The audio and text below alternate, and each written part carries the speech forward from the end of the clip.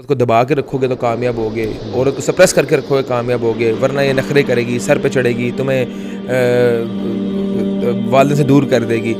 دیکھیں میں یہ سمجھتا ہوں کہ اللہ تعالیٰ نے آپ کی ذمہ داریاں ڈیفائن کی ہوئی ہیں. مرد کے ساتھ بہت کم زیادتی ہوتی ہے, بہت کم زیادتی ہوتی ہے ہمارے معاشرے کے اندر.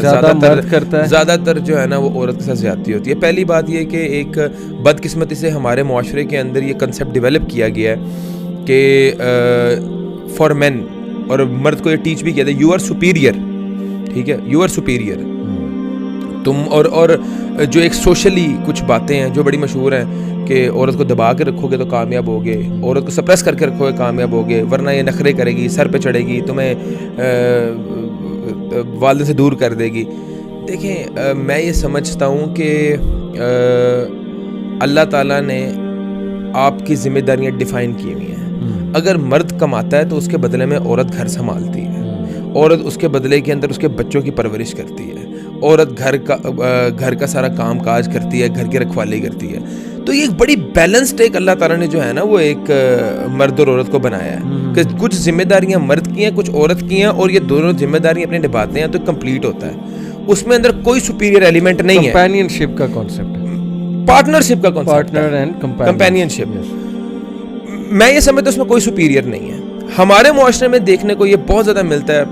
بڑے آج کل سینکڑوں کی تعداد میں میسیجز آ رہے ہیں جس میں مختلف چیزیں دیکھنے کو ملتی ہیں اور بڑی زیادہ ڈس ہارٹنگ اور ڈس اپوائنٹنگ ہوتی ہے. پہلی بات یہ ہے کہ مرد عورت کی ٹیک کیئر نہیں کر رہا. ایسے میسیج آتے ہیں کہ ہم گھر پہ ہوتے ہیں, ہمیں ٹائم, جو خاص طور پہ ہم جیسے لوگ جو کاروباری لوگ ہیں نا, ان کی تو ہمارے ساتھ بھی یہ مسائل ہے ٹائم کا, جو کہ غلط ہے. میں یہ سمجھتا ہوں کہ ایک بھرپور جو حق بنتا ہے فیملی کا وہ ٹائم ان کو ملنا چاہیے, بیوی بچوں کو ٹائم ملنا چاہیے.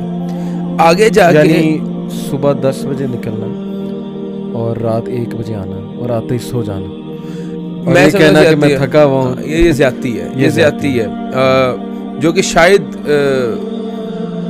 نادانستہ طور پہ شاید ہم سے بھی کبھی ہو جاتی ہو, لیکن اس میں اپنی اصلاح کرنی چاہیے. اور میں یہ یہاں پہ کوئی لیڈر نہیں ہوں یا یہاں پہ کوئی عالم نہیں ہوں جو کہ لوگوں کے نقص بتا رہا ہے. میں کہتا ہوں میں خود اس چیز کے اندر ملوث ہوں کہ یار کبھی کبھی ہم بھی لیٹ ہو جاتے ہیں, نہیں ٹائم دے سکتے, تو ہمیں اپنی اصلاح کرنی چاہیے, مجھ سمیت سب کو اصلاح کرنی چاہیے.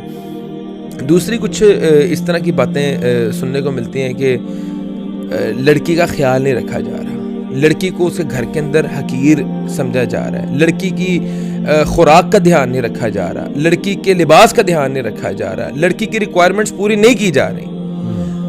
لڑکی کا تمام تر ذمہ داری خوراک سے, اگر لڑکی ویک ہے, اس کی خوراک پوری نہیں ہو رہی یا اس کا لباس ٹھیک نہیں, اس کی ذمہ داری مرد پہ عائد ہوتی ہے, اس کے شوہر پہ عائد ہوتی ہے, اور کسی پہ نہیں عائد ہوتی.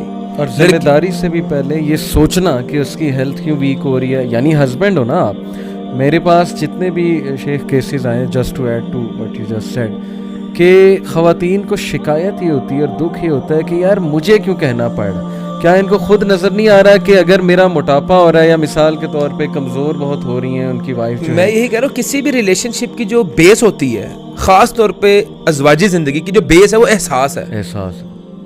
اگر آپ کی بیوی کو وہ کہنا پڑ رہا ہے کہ میری خوراک نہیں ٹھیک, یا مجھے خوراک کا مسئلہ ہے, یا مجھے لباس کا مسئلہ ہے, اس کا مطلب ہے آپ کے اندر احساس ہی نہیں ہے, یا اس کو آپ سے پیسوں کا تقاضا کرنا پڑ رہا ہے.